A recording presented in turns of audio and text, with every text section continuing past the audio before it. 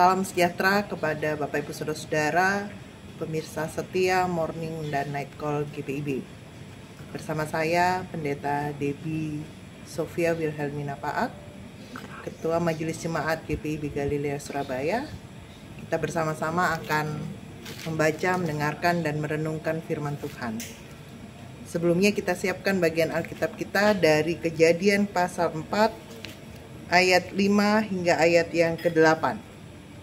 Kejadian pasal 4 ayat 5 hingga ayat yang ke-8 sebagai bahan renungan kita saat ini. Kalau sudah menemukannya Bapak Ibu Saudara-saudara, mari kita bersatu di dalam doa. Mari berdoa. Bapa di dalam surga, Bapa yang baik, kami bersyukur kepadamu untuk kasih dan berkat-Mu dalam hidup kami. Saat ini bersama-sama kami akan membaca, mendengarkan, dan merenungkan kebenaran firman-Mu. Berkati kami Tuhan, sehingga firman yang akan kami baca, dengar, dan renungkan boleh kami pahami dan kami lakukan dalam kehidupan kami hari lepas hari. Di dalam nama Tuhan Yesus, firman yang hidup, kami sudah berdoa. Amin. Bapak Ibu Saudara-saudara, Kejadian 4 ayat 5-8 demikian firman Tuhan. Tetapi Kain dan korban persembahannya tidak diindahkannya. Lalu hati Kain menjadi sangat panas dan mukanya muram. Firman Tuhan kepada Kain, "Mengapa hatimu panas dan mukamu muram? Apakah mukamu tidak akan berseri jika engkau berbuat baik? Tetapi jika engkau tidak berbuat baik, dosa sudah mengintip di depan pintu, ia sangat menggoda engkau, tetapi engkau harus berkuasa atasnya." Kata Kain kepada Habil, adiknya, "Marilah kita pergi ke padang." Ketika mereka ada di padang, tiba-tiba Kain memukul Habil adiknya itu lalu membunuh dia. Demikianlah pembacaan Alkitab kita.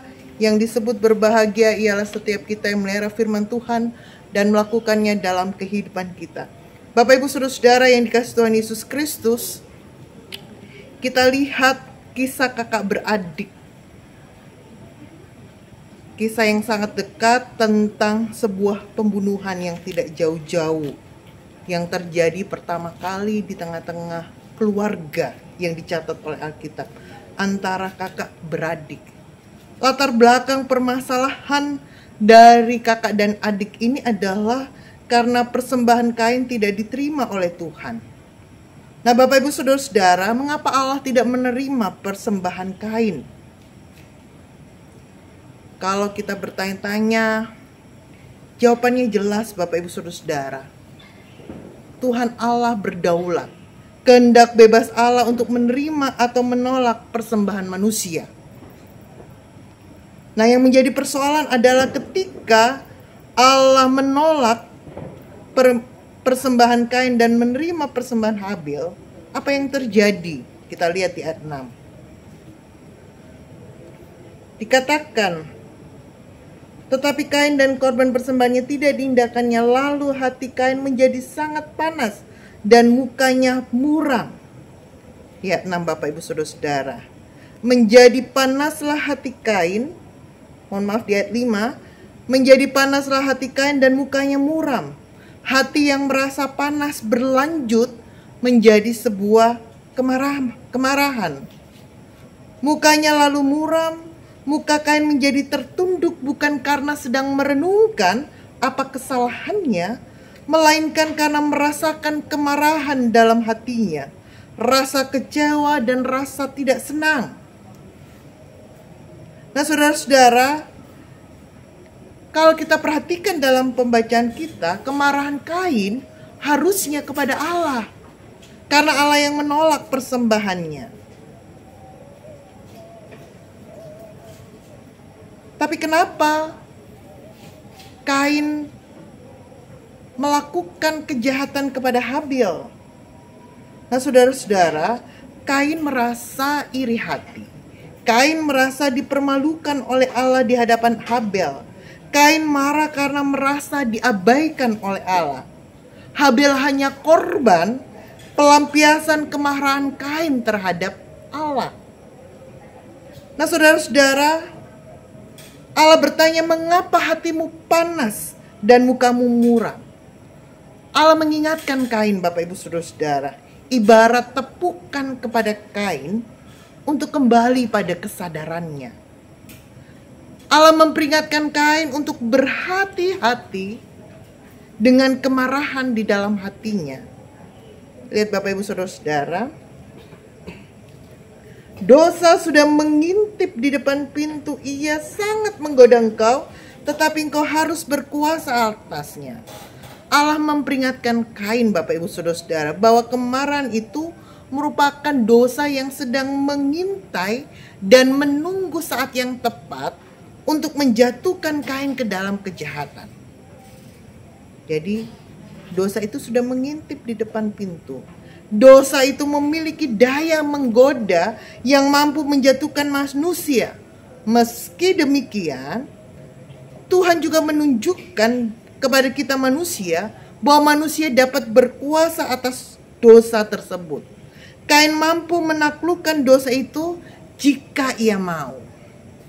Jadi Bapak Ibu Saudara-saudara, dosa sudah mengintip di depan pintu. Tapi dosa itu bisa kita kendalikan. Dosa itu bisa kita kuasai. Jadi Bapak Ibu Saudara-saudara, Kain mampu menaklukkan dosa itu jika ia mau. Nah saudara-saudara, dosa itu seperti bola salju, kalau tidak dihentikan akan semakin besar dan menimbulkan kerusakan yang sangat hebat. Kemarahan yang tidak dapat dikendalikan akan memicu sebuah kejahatan yang berlanjut.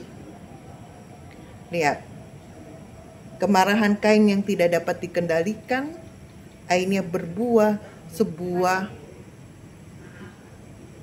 perencanaan untuk pembunuhan. Kalau dalam hukuman kita, Kain sudah termasuk dalam kejahatan berencana, Bapak Ibu Saudara-saudara. Karena dia merencanakan untuk membunuh Habel dengan, lihat di ayat pembacaan kita, mengajak adiknya untuk ke padang. Dan di sana Kain akan membunuh Habel. Ini kejahatan yang berencana. Karena dia sudah merencanakan itu semua. Sehingga seperti bola salju akan melahirkan kejahatan. Nah saudara-saudara, Bapak Ibu, peringatan Allah diabaikan Kain. Dan Kain tetap menyimpan kemarahan dan terjadilah pembunuhan di atas bagi Habel. Nah saudara-saudara, satu hal yang penting dapat mencegah Kain dari tindakan yang membunuh Habel di ayat 7.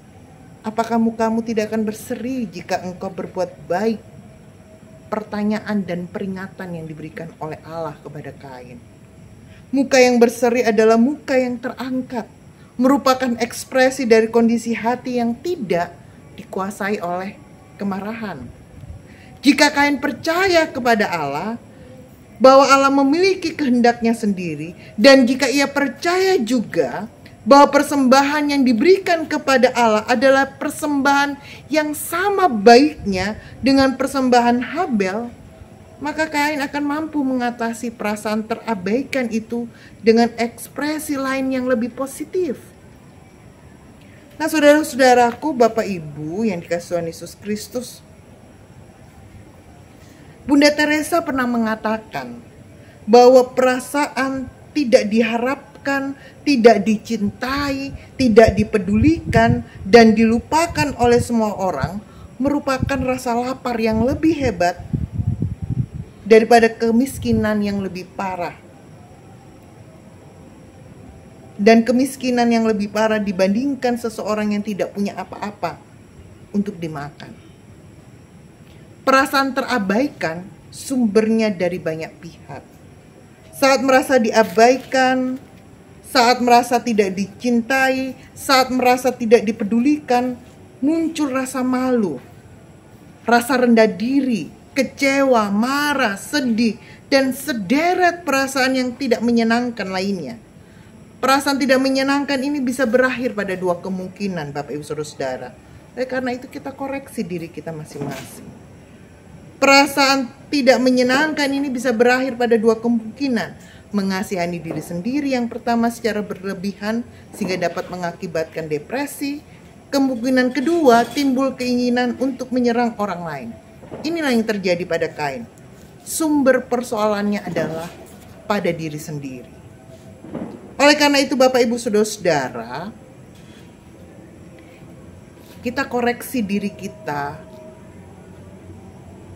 Kita juga koreksi sikap kita terhadap keluarga kita, terhadap sesama kita. Untuk kita lebih memperhatikan sesama kita atau memperhatikan keluarga kita. Bagi kita yang mungkin saat ini merasa rendah diri, kecewa, marah, sedih, dan sederet perasaan tidak menyenangkan karena kita tidak dicintai, diabaikan, dan seterusnya, mari kita punya pemikiran yang jernih tanpa berburuk sangka kepada pihak lain, serta kemampuan untuk mengelola perasaan-perasaan negatif yang muncul. Percaya dirilah dan teruslah lanjutkan hidupmu bahwa kamu dicintai Tuhan. Yang kedua, kita belajar juga Bapak Ibu Saudara-saudara, Kain dan Habil adalah dua saudara yang berbeda karakter dan profesi. Perbedaan adalah hal yang wajar dan justru saling memperlengkapi dan memperkaya kita. Sayang sekali Bapak Ibu Saudara-saudara, ketidakmampuan menerima perbedaan itu justru membuat hubungan persaudaraan berakhir tragis. Ibadah dan persembahan yang seharusnya membawa hati yang jujur dan bersih, ternyata justru melahirkan rasa iri hati pada hati Kain. Berkat bagi Habil adiknya tidak disambut dengan sukacita oleh Kain kakaknya, melainkan dengan duka cita. Mengapa yang diperhatikan dan bukan saya? Nah, saudara-saudaraku, kembali saya sampaikan tadi di awal, Tuhan memiliki kebebasan untuk memberikan sesuatu kepada setiap orang. Pertimbangan yang Tuhan pakai seringkali tidak bisa diselami oleh akal manusia.